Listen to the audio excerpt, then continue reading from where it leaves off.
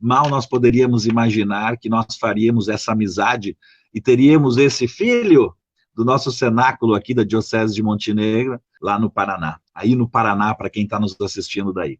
E hoje quero contar bem certinho como começou isso, como é que isso aconteceu, como é que Deus nos levou para o Paraná, como é que Deus fez com que a gente acabasse parando aí, né, num lugar que nós não conhecíamos, num lugar que nós não sabíamos onde era, né? Paraná para nós, aqui do Rio Grande do Sul, o Paraná para nós era Curitiba, Maringá, Londrina, Ponta Grossa, Toledo, talvez, né? Isso era o Paraná para a gente. Mas Mamborê, Campina da Lagoa, Boa Esperança, Ubiratã, Campo Mourão, isso realmente eram lugares que nós não conhecíamos. E para começar, pessoal, dizer que qualquer coisa que vá acontecer na nossa vida precisa de quê? Precisa de pessoas, né? Precisa de pessoas. São as pessoas que fazem as coisas acontecerem, são as pessoas que iniciam os projetos, são as pessoas que se animam, são as pessoas que criam motivação, entusiasmo, força, garra para começar qualquer projeto na nossa vida. Não existe nada na nossa vida sem pessoas. Numa empresa precisa os colaboradores, precisa, né, as pessoas que pensam uma empresa, né, numa instituição, em qualquer organização, vai precisar de pessoas. E, logicamente, o cenáculo também sempre precisou e sempre precisa de pessoas. Tudo precisa de pessoas. E no Paraná tem uma pessoa que foi fundamental, se chama Beno Leopoldo Petri. É o padre Beno, irmão do meu pai. Agora, em julho de 2020, ele vai comemorar 91 anos de idade. Ele é jesuíta, né, formado aqui no Rio Grande do Sul, e ele esteve um bom tempo no Paraná. No Paraná, ele andou por Maringá, ele andou por Ubiratã, ele andou por alguns outros lugares. Em Santa Catarina, ele andou em Itapiranga, né? Depois, ali do Paraná, ele andou no Mato Grosso, esteve em Sinop, no Mato Grosso. Esteve também no Paraguai, ele ficou um tempo como pároco em Paraguai, na cidade de Puerto Stroessner. E o padre Beno era um grande...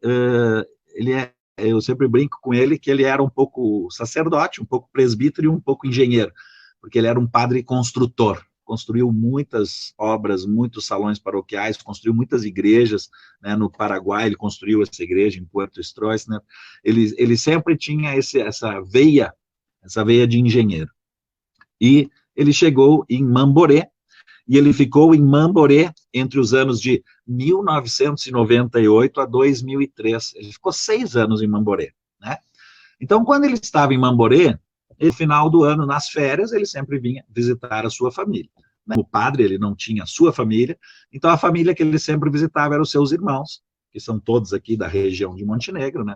Então, ele visitava ali o meu pai, visitava o outro tio, né, o tio João, visitava a tia Maria, então ele visitava, eram os irmãos, são 4 irmãos, né, o meu pai, o Paulo, o Beno, a Maria e o João. E ele vinha, então, nas férias para cá, aí sempre ele passou o Natal na nossa casa, com a minha família, e sempre participou do amigo secreto, então, assim, ele tinha uma vivência muito grande com a gente. E naquela vivência, né, ano de 99, o nosso cenáculo aqui do Rio Grande do Sul já tinha 7 anos. E quando ele vinha nas férias, ele só me encontrava de camiseta para cá, eu tenho que tocar uma missa, eu tenho reunião de grupo, eu tenho isso, eu tenho aquilo. Isso despertou nele esse desejo de que o cenáculo pudesse, né, ele via o meu ânimo, o meu entusiasmo, a minha vontade de tudo que a gente fazia no cenáculo, e ele começou a despertar as curiosidades, né? Isso foi no Natal de 1998 para 99, ele já estava em Mamborê, nesse final de ano de 98, então ali a gente começou a conversar sobre isso, e começamos a falar mais seriamente sobre isso. Ele queria saber o que era esse cenáculo, né, qual era o objetivo, qual era a dinâmica, como é que acontecia o cenáculo. E a conversa começou a rodar, começou a andar, e ele começou a me desafiar, por que não vamos? Lá em Mamborê tem muitos grupos de jovens, né? Mas quem sabe algo assim seria bem importante, como formação espiritual dos grupos lá em Mamborê. E eu disse, padre, olha, para nós isso é quase uma uma epopeia, né, nós irmos para Mamborê. Como eu disse, onde fica Mamborê? O que é Mamborê? A gente não tinha, era um nome que eu nunca tinha escutado, né? Era uma palavra que eu nunca tinha escutado. Fui escutar através do Padre Beno. E aí o Padre Beno, né, o tio Beno, meu tio, ele disse que ele ia tentar alinhavar isso. Durante esse ano de 1999, ele ia tentar, ele ia voltar para lá com essa novidade, com essa notícia. Eu expliquei bem para ele como era, como acontecia. E ele então falou: olha, durante o ano de 1999, eu vou falar lá com a minha comunidade, eu vou falar lá com os meus jovens, eu vou conversar com lá, o pessoal da paróquia, eu vou. Ele ficou bem encantado, assim, bem feliz, já tentando ver se em 99 já conseguia acontecer alguma coisa, né? Lembro, né, pessoal, que essa época, início dos anos 2000, né, no final dos anos 90, não tinha WhatsApp, não tinha e-mail, né, e-mail já era um pouquinho, assim, um resquício, que já tinha alguma coisinha, não tinha Facebook, não tinha nem Orkut na época, né, então a nossa comunicação sempre era muito cara, muito difícil, era sempre feita por telefone. E então, durante aquele ano, nós seguimos a nossa caminhada aqui, e ele, durante o ano de 99, disse: olha, eu vou voltar para o Paraná, vou voltar lá para Mamborê, e vou tentar fazer alguma coisa, vou tentar agitar a galera lá. E quando ele voltou, no final do ano já de 1999, e aqui a gente começou: olha, pessoal, existe uma possibilidade da gente ir para Mamborê, ir lá para o Paraná, onde está o meu tio, né, o tio Beno, o Padre Beno. E a gente começou a trabalhar com essa ideia de talvez irmos para o Paraná. Quando ele voltou no Natal de 1999, ele já voltou assim: olha, conversei com o pessoal, tá tudo certo, já decidimos, já definimos mais ou menos, tal e tal, até uma data, vamos acertar essa data, né? O local, enfim. E no Natal de 1999, né, nós estávamos conversando e ficou definido, então, que a gente faria, então, faríamos uma tentativa, né, tentaríamos levar, então, o primeiro cenáculo para Mamborê, onde seria, então, definimos a data de 28, 29 e 30 de abril, né. Aí, imagina, quando vocês podem imaginar, começou o ano de 2000 e eu trouxe a notícia, então, para a galera do nosso cenáculo: olha, gente, o meu tio está lá no Paraná, está lá em Mamborê, na paróquia, e ele quer o cenáculo lá, me desafiou, a gente, né, como é que nós temos o nosso leva-me onde os homens necessitem tuas palavras, vamos à frente, vamos lá, vamos tentar, vamos. E aí, pessoal, a gente saiu dentro do nosso movimento, organizando, né, o retiro no ano 2000, organizando o retiro que nós tínhamos em fevereiro, e depois do retiro de fevereiro, nós colocamos todas as nossas atenções, a nossa energia para que acontecesse o cenáculo, então, do Paraná. E ele aconteceu nos dias 28, 29 e 30, como vocês podem ver na próxima foto. Eu botei a foto ali do tio Beno para a gente dizer, né, que é através das pessoas que inicia o cenáculo. Foi o tio Beno, né, nessa ida para o Paraná, não teve Padre Birk, não teve ninguém, foi através de conversa minha, né, com o meu tio, o Padre Beno. E aí nós já temos, então, o primeiro cenáculo de Maria, né, da época, cenáculo de Maria de Mamborê, né, acontecido nos dias 28, 29 e 30. Vocês imaginam, pessoal, a nossa viagem para Mamborê?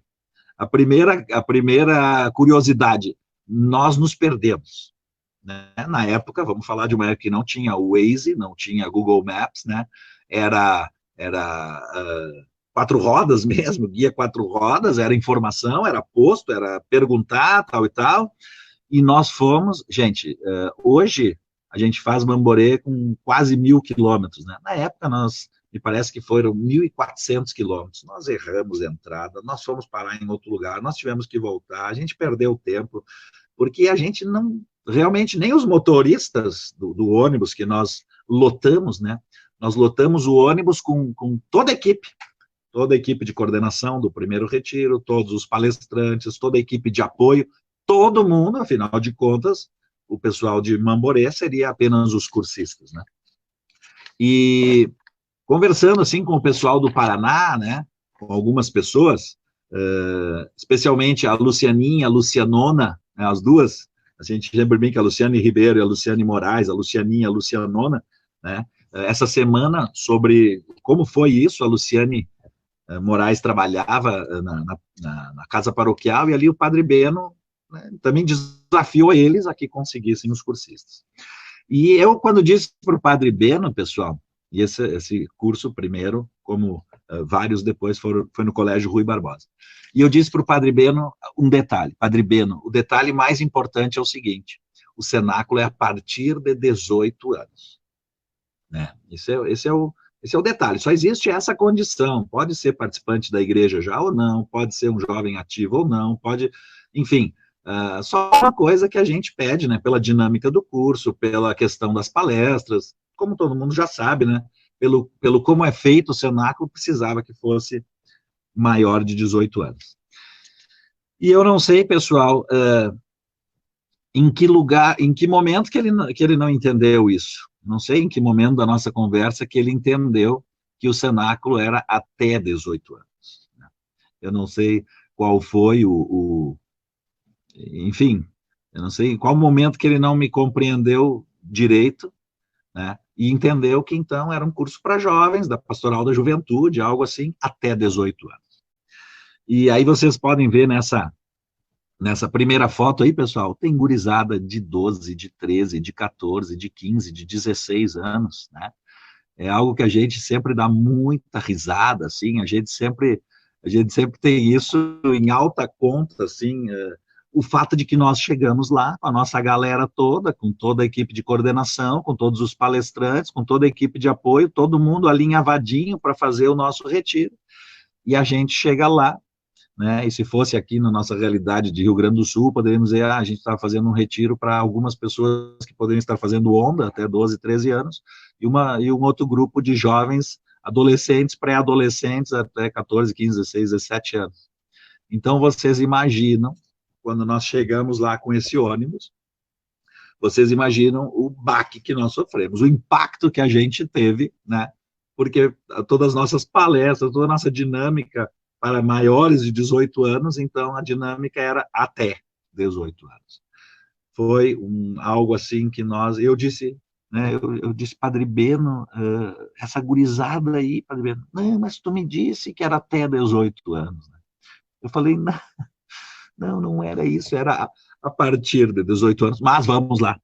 Reuni a nossa galera ali, eu disse, pessoal, é o seguinte, nós temos um grupo de jovens, praticamente, um grupo de adolescentes, pré-adolescentes, jovens, né? E o que foi a vantagem disso é que tem hoje pessoas que estão há 20 anos no cenáculo e tem 35 anos, né? Porque começaram com 15 anos, 16, 17. Então, na verdade, isso foi um primeiro fato muito interessante. E na verdade, o que aconteceu foram que esses grupos da Pastoral da Juventude, que foram participar, praticamente foi oferecido assim, para os grupos da Pastoral da Juventude, para os grupos já existiam alguns grupos organizados, né, nas paróquias, nas comunidades ali, nos sítios ali do pessoal, né, que tem essa vivência de lugares assim como é no Paraná, que são mais distantes, mais afastados, né, muitos sítios, muitas fazendas, então as comunidades também são distantes. E eles já tinham alguns grupos, né? E eu cito alguns grupos que vieram fazer parte, né, desse primeiro cenáculo, e que, para a gente, imagina, outro lugar, outra realidade, outras pessoas, gurizada, e principalmente os grupos de jovens da Pastoral da Juventude, ali, das comunidades, né, das localidades. Então, eu cito aqui o Mocrimã, né, Mocrimã, uma cidade católica cristã mamboreense, tinha várias pessoas que participavam desse grupo. Tinha o grupo Juvenac, né, Juventude a Caminho de Cristo. Tinha o grupo Sossol-Cris, Somos Soldados de Cristo. E tinha outro grupo, Joucriman, Jovens Unidos em Cristo de Mamboré. Então, a grande parte das pessoas que vieram participar do cenáculo já tinha uma caminhada de igreja, já faziam parte desses grupos, E quando começou a apresentação individual das pessoas, né, no começo do retiro, nunca me esqueço disso, porque isso é extremamente marcante para nós, o pessoal veio, tipo assim, jogando o seu conhecimento para cima da gente, jogando, entre a gente brinca no exército, jogando as estrelas, né? Ah, eu sou o coordenador do grupo tal, eu sou o presidente do grupo tal, eu sou isso, eu sou aquilo, né? E as pessoas vinham, então, colocando essa realidade para a gente, né? Com as suas, dos grupos que elas já participavam. E a gente ficou, assim, bastante ansioso em relação a isso, porque como nós estávamos lá, né, como nós estávamos lá, a gente tinha aquela dúvida se essas pessoas que já faziam parte desses grupos, né, se elas viriam realmente a ficar participando com a gente. Porque a gente sabe que muitas vezes as pessoas que já participam de algum grupo, as pessoas que já participam de alguma comunidade, de algum outro tipo de grupo constituído, elas têm mais dificuldade de deixar de participar do seu grupo para vir participar de outra coisa. Ainda mais que os grupos lá já eram constituídos, os grupos já existiam, né? E, de repente, vem um pessoal lá do Rio Grande do Sul, né? Vem um pessoal lá do Rio Grande do Sul que vem trazer uma nova realidade de grupo, vem trazer uma nova possibilidade de participação dentro do Senac. E o que aconteceu, pessoal, foi fantástico. Foi fantástico. O resultado, né? O resultado do primeiro cenáculo foi algo, assim, impressionante. Foi algo inesquecível, né? Esses jovens, adolescentes, eles entenderam extremamente bem a mensagem, e não só entenderam muito bem a mensagem, como foram muito receptivos àquela mensagem. Eles foram muito receptivos, eles disseram, gente, isso aqui era o que a gente precisava, era o que a gente procurava, um movimento articulado, um movimento que tem uma dinâmica, uma organização, e, olha, a gente sempre é muito grato para isso, a gente agradece muito, e tem muita gratidão ao pessoal do Paraná, porque todos esses grupos, pessoal, todos esses grupos, na verdade, eles praticamente deixaram de existir. Eles deixaram de existir, eles foram extremamente maduros, né, extremamente receptivos, e disseram, olha, a gente vai participar agora do cenáculo, né? Esses grupos deixaram de acontecer e foram participar do cenáculo. E isso, para nós, foi uma imensa vitória, foi uma imensa gratidão, porque poderia ali na hora, vamos supor que acontecesse o primeiro cenáculo, e as pessoas não fossem receptivas, eles poderiam dizer, nós vamos ficar nos nossos grupinhos que a gente está aqui. Não. As lideranças perceberam que havia uma grande possibilidade de criar-se um grande movimento. Então, isso foi fantástico, né? E desse primeiro curso, é lógico que tem muita gente, né? Mas a gente cita pessoas que foram muito importantes para que o cenáculo começasse. Eu sempre brinco, o primeiro curso foi o curso das meninas. O primeiro cenáculo foi o curso das meninas, né? A Lucianinha, a Lucianona, a Luciane Moraes, né? A Agma, a Daiane, a Daniela, a Zilma, né? Também tinha o Adriano, o irmão da Luciane, o Vagninho, enfim, são essas pessoas que praticamente não perceberam e que realmente, nesse primeiro cenáculo, foram aqueles que ficaram para valer. E interessante, pessoal, que eu tinha uma grande preocupação com o Padre Beno. Em que sentido? O Padre Beno, um padre jesuíta, vocês podem imaginar, a formação de um padre jesuíta, a quantidade de retiros que os padres jesuítas participavam, o Padre Beno tinha participado centenas de retiros de formação. O Padre Beno era daquele camarada jesuíta que participava de retiros de deserto que chegavam a 30 dias de espiritualidade, de oração. E nós tínhamos aquela expectativa, meu Deus, será que ele vai gostar do cenáculo? Será que ele vai aprovar o que nós estamos fazendo como retiro, como movimento, né? Nós sempre com a nossa alegria, com a nossa dinâmica. Ele já tinha 70 anos, né? Eu pensava, meu Deus, a minha maior preocupação, eu brinco sempre, a minha maior preocupação não era nem tanto com os cursistas, né, com os senantes, era com o Padre Beno. Meu Deus, será que ele vai conseguir entender a nossa dinâmica, a nossa forma de evangelizar? Porque ele sempre foi para mim um exemplo de espiritualidade, um exemplo de fé, um exemplo de presbítero dedicado à causa, né, muito do silêncio, da oração, ele sempre foi muito assim.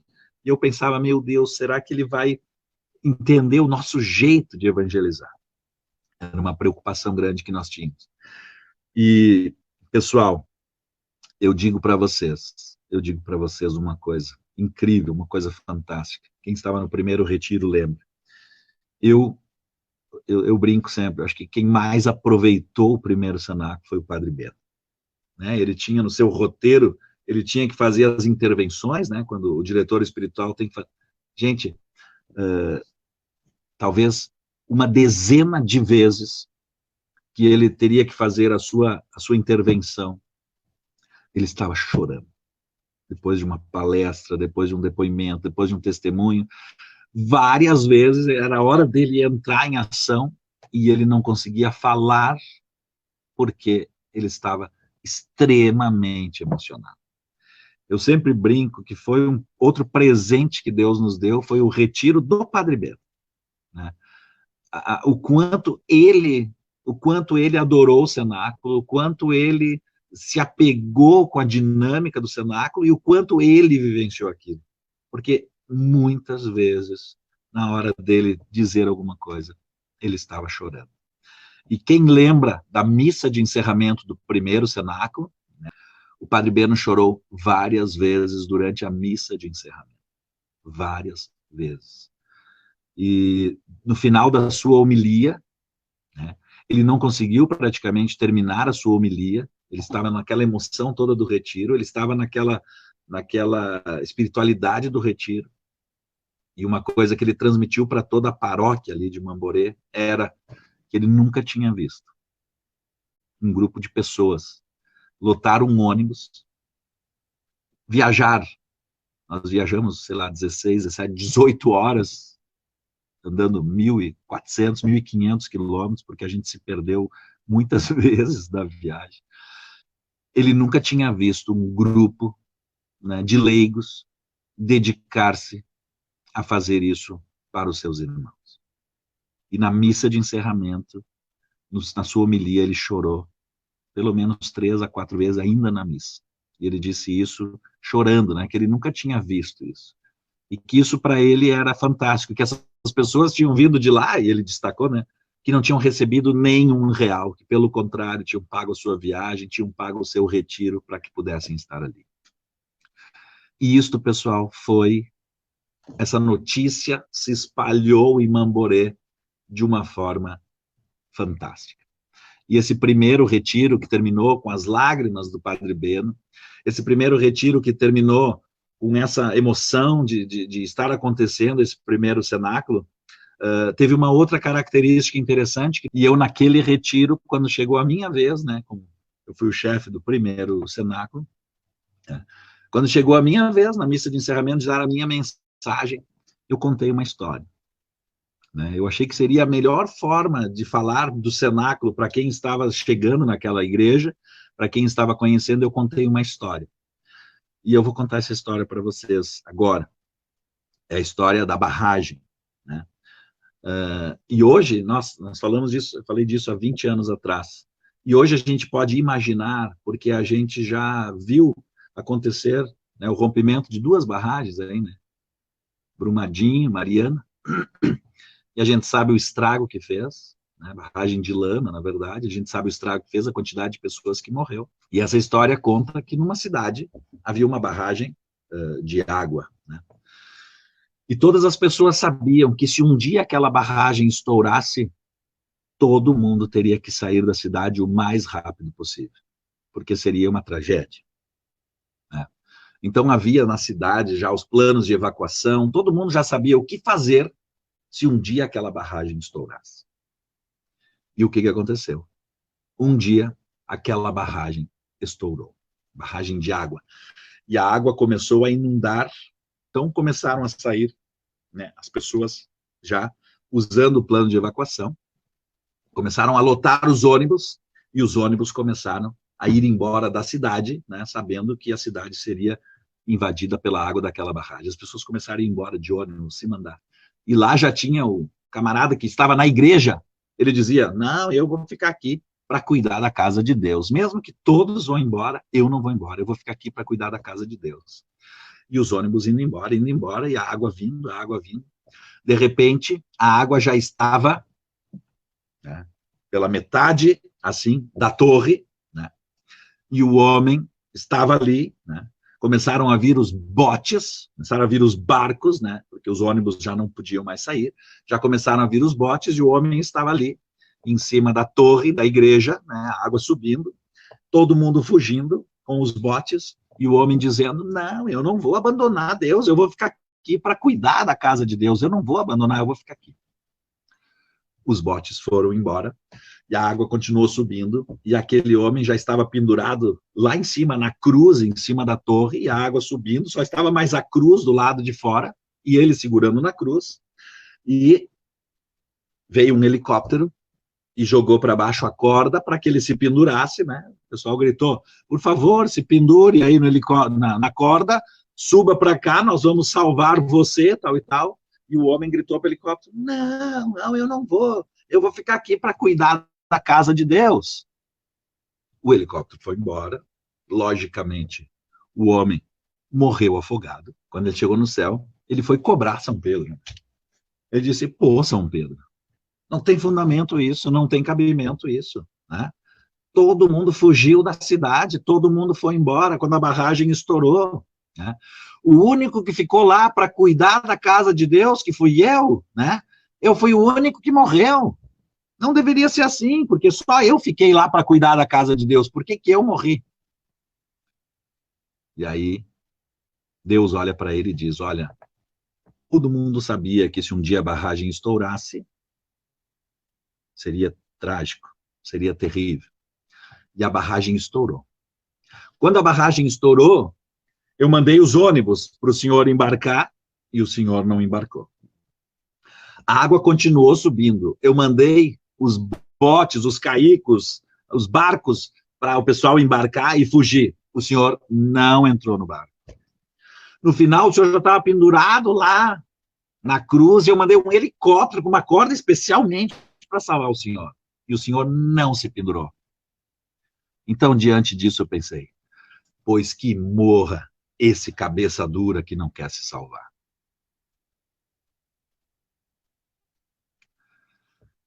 Essa história, pessoal, eu contei na missa de encerramento, na minha palavra, na missa de encerramento, dizendo que o cenáculo de Maria tinha chegado na região de Mamboré como um ônibus, um barco ou um helicóptero, para salvar, quem sabe, pessoas que estivessem se afogando. E que Deus estaria nos mandando essa possibilidade, Deus estaria nos dando essa oportunidade para a região. E, gente,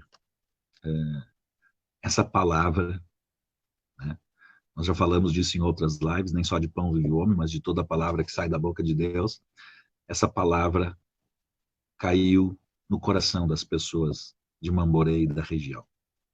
E de uma forma muito simples, com essa história da barragem, as pessoas conseguiram entender que, de repente, o cenáculo de Maria estava chegando do Rio Grande do Sul com uma grande oportunidade, né, de conversão, uma grande oportunidade de salvação, uma grande oportunidade de participação num grupo organizado da igreja, que já tinha uma dinâmica. Nós já estávamos aqui, né, no Rio Grande do Sul, nessa época nós já tínhamos 8 anos, né, 92 para 2000, e eu digo assim que o Espírito Santo me iluminou muito para contar essa história, porque durante muito tempo eu voltei em Mamboré e as pessoas diziam que nunca tinham esquecido a história da barragem, e que aquilo tinha caído no coração deles muito fortemente.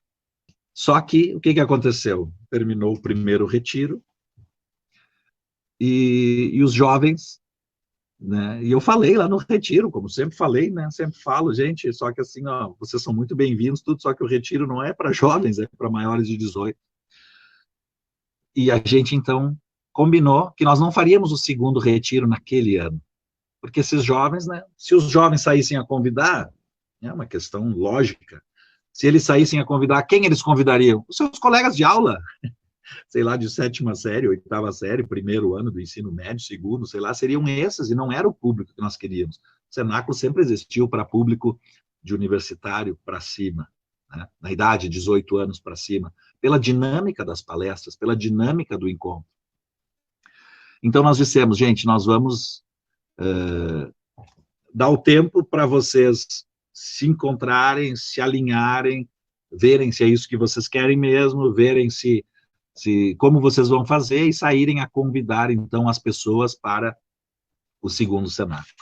Então, nós esperamos todo o ano de 2000 para o pessoal se organizar, e aí, no final do ano 2000, Padre Beno voltou a passar o Natal com a gente aqui no Rio Grande do Sul, como ele vinha sempre, e aí ele disse, olha, estamos prontos agora para o segundo cenáculo, já com outro grupo de cursistas, já com uma outra dinâmica, o pessoal já tinha sentido a primeira experiência e tinha gostado, como a gente brinca, né? Tinham mordido aquela isca do movimento Cenáculo de Maria e queriam o movimento Cenáculo, né? Decidiram que queriam o movimento, que seria o movimento universitário de jovens, né? Aqueles outros que existiam praticamente foram todos incorporados pelo Cenáculo. E aí, um ano depois, a gente vai para o segundo cenáculo do Paraná, né? Um ano depois, a gente se encontra no segundo cenáculo do Paraná. E está aí, ó, de novo, na Escola Rui Barbosa, né? De novo na Escola Rui Barbosa, vocês podem ver aí que temos as datas, né, do segundo cenáculo, foi em abril ali, que dias foi, Evana? Levanta um pouquinho, só para a gente enxergar. Ali, ó, 27 a 29 de abril. Então, exatamente um ano depois, aconteceu o segundo cenáculo do Paraná. Já, então, com outro grupo de cursistas, já o pessoal mais maduro, né? Ainda tinha algumas pessoas mais jovens, e eu brinco sempre que, ali bem à direita, né, da foto, ao Padre Beno ali, né, que era o nosso grande mestre aí, e eu disse assim, ó, não, esse segundo cenáculo eu vou ser chefe de novo. Tipo, porque a gente sempre tem um chefe por curso, né? Porque nós vamos ter que refundar o cenáculo. Vai ser o segundo, mas na verdade vai ser o primeiro com as pessoas da idade adequada. Então, eu fui chefe do segundo cenáculo. E eu brinco que, assim como o primeiro cenáculo foi o curso das meninas, esse foi o curso dos meninos. Veio uma galera, uma meninada de Deus, uma meninada espetacular, que nunca me esqueço, né, como se fosse hoje, na missa de encerramento, nos fizeram uma homenagem em nome deles, por toda a nossa batalha para irmos para lá, toda esse sacrifício que a gente fazia, e eu cito aqui, né, o Everton, Giovanni, Carlinhos, Wagner, Alexandre, Xisto, né, esses eu me lembro bem.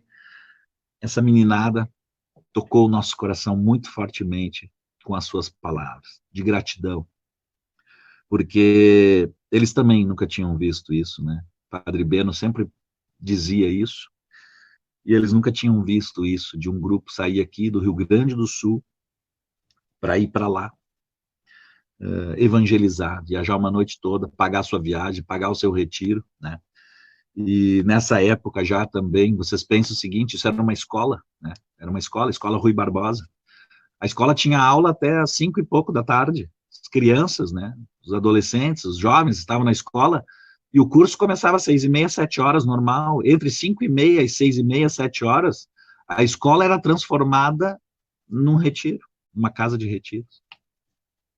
Em 1h30, eles transformavam a escola numa casa de retiros. E quando fomos para a missa, de novo, aquela emoção do Padre Beno, toda aquela situação, e as pessoas me diziam, Fernando, todos estão esperando a tua historinha. Assim como foi a história da barragem, está toda a comunidade vindo aqui para ouvir o contador de histórias. E eu preparei para o segundo cenáculo a história dos 3 conselhos, que é maravilhosa. E que hoje, homenageando o pessoal do Paraná, homenageando o pessoal aqui do Rio Grande do Sul, homenageando todos que nos escutam, que estão ligados nessa nossa live, Eu quero contar essa história dos 3 conselhos. Prestem muita atenção. Um casal de jovens recém-casados era muito pobre e vivia de favores num sítio no interior. Um dia o marido fez a seguinte proposta à esposa: querida, vou sair de casa e vou viajar para bem longe. Vou arrumar um emprego. E vou trabalhar lá até que eu tenha condições de voltar para te dar uma vida mais digna e confortável. Não sei quanto tempo ficarei distante de casa, mas só lhe peço uma coisa: por favor, me espere. E enquanto eu estiver fora, por favor, seja fiel a mim, pois eu serei fiel a você. Então o jovem partiu. Andou muitos dias a pé, né? Até que encontrou um fazendeiro que estava precisando de alguém para ajudá-lo na sua fazenda. E o jovem ofereceu-se para trabalhar e foi aceito, mas não sem antes propor o seguinte acordo com o seu empregador. O jovem disse para o patrão: patrão, eu só te peço uma coisa. Deixe-me trabalhar pelo tempo que for possível. E se o senhor achar que eu devo ir embora, ou quando eu achar que eu preciso ir embora, a gente conversa. E eu me dispenso das minhas obrigações. Durante esse tempo, não quero receber o meu salário nunca. Eu só quero que o senhor fique guardando esse dinheiro do meu salário, o senhor guarde até o dia que eu for embora. E quando eu sair, recebo todo o meu dinheiro de uma só vez e sigo o meu caminho. Tudo combinado, o jovem trabalhou por 20 anos, sem férias, sem descanso, sem nunca voltar para casa. E após esse tempo, ele chegou para o patrão e lhe disse: eu não vou trabalhar mais. Após 20 anos, eu quero ir embora e quero o meu dinheiro, conforme nós combinamos há 20 anos atrás, porque eu estou voltando de volta para a minha casa. Então o patrão disse ao jovem: muito bem, nós fizemos um acordo e eu vou cumprir com você. Só que antes eu quero lhe fazer uma proposta. Você pode escolher entre receber todo o seu dinheiro por esses 20 anos de trabalho ou aceitar 3 conselhos que são fundamentais para a sua vida. O patrão disse: eu te dou o dinheiro ou te dou 3 conselhos. Se você quiser os conselhos, não receberá o dinheiro. Se você quiser o dinheiro, não receberá os conselhos para a sua vida. Por favor, vá para o seu quarto, pense e depois me responda, porque eu sei que a proposta é muito difícil. O rapaz pensou durante 2 dias, procurou o patrão e lhe disse: eu quero os 3 conselhos fundamentais para a minha vida. Então o patrão disse: mas não esqueça, se eu lhe der os 3 conselhos para a vida, você não receberá o dinheiro. E o empregado disse: sim, eu quero os conselhos. Então o patrão disse para ele: os 3 conselhos que eu quero dar para todos que estão escutando essa live. Maravilhosos 3 conselhos. O primeiro conselho: nunca tome atalhos em sua vida. Caminhos mais curtos e desconhecidos podem custar a sua vida. Primeiro conselho: nunca tome atalhos. O segundo conselho: nunca seja curioso para aquilo que é mal, pois a curiosidade poderá ser fatal a você. Nunca seja curioso para fazer aquilo que é mal, para conhecer aquilo que é mal.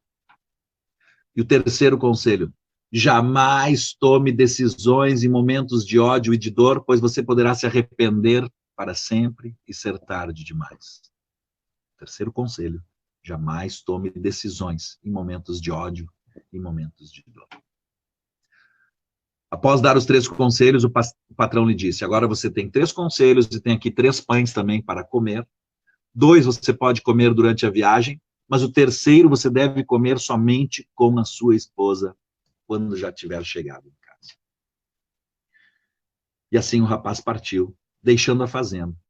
Depois de 20 longos anos longe de casa e da esposa que tanto amava, saiu da fazenda com 3 pães e 3 conselhos. Andou durante o primeiro dia e já no primeiro dia encontrou um viajante que lhe perguntou: para onde você está indo? E ele respondeu: vou para um lugar muito distante que fica a mais de 20 dias de caminhada por essa estrada. O viajante lhe aconselhou: este caminho é muito longo, conheço um atalho que vai encurtar bastante a sua viagem.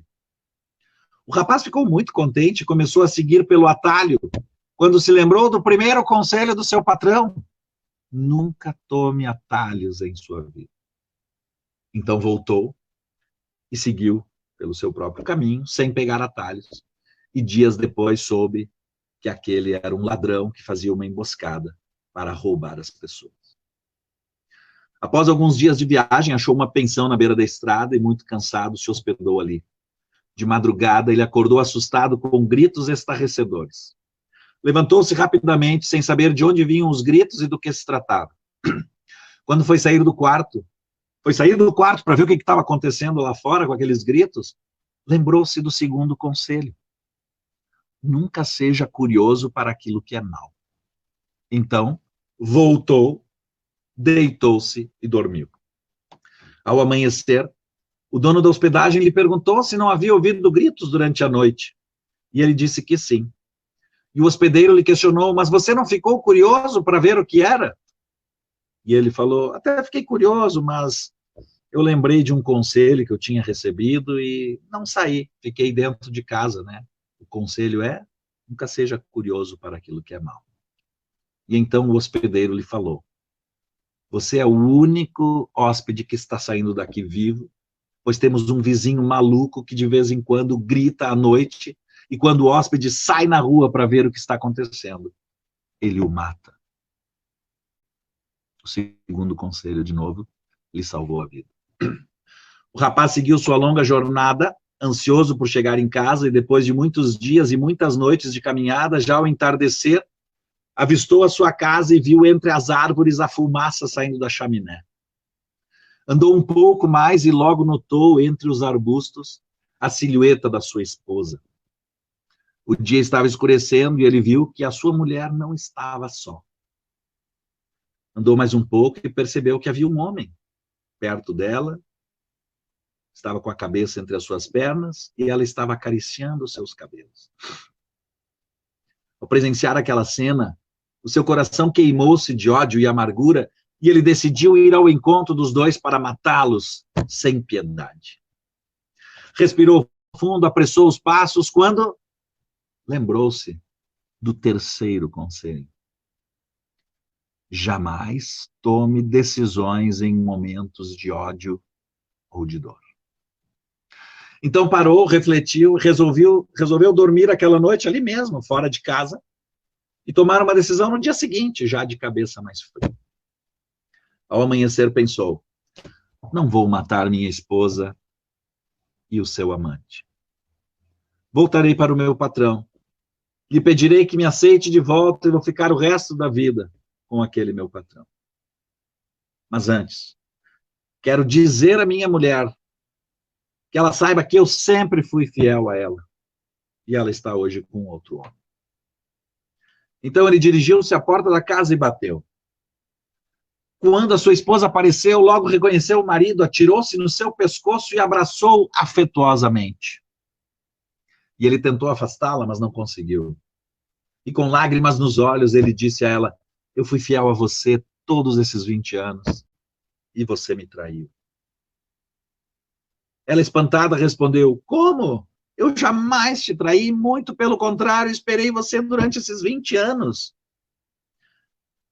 E ele perguntou a ela: mas quem era aquele homem que você estava acariciando ontem à noite? E ela disse: é o nosso filho.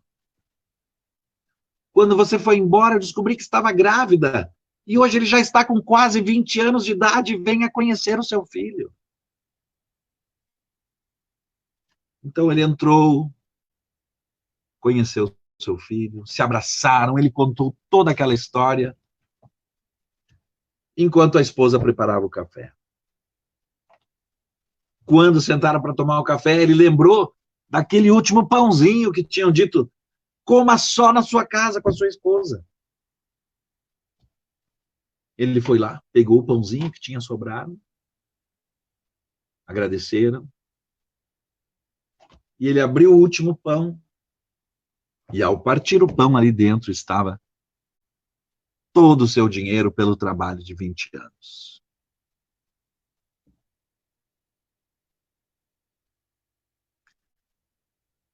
E ele só conseguiu chegar em casa são e salvo porque ele deu ouvido aos 3 conselhos e ele quis a sabedoria ao invés do dinheiro. Mas quem tem a sabedoria, o dinheiro vem depois.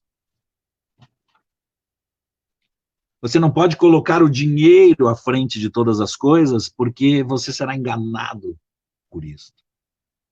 Mas se você colocar o desejo do conhecimento, da sabedoria, naquilo que você fizer com seus talentos, depois você terá a sua recompensa.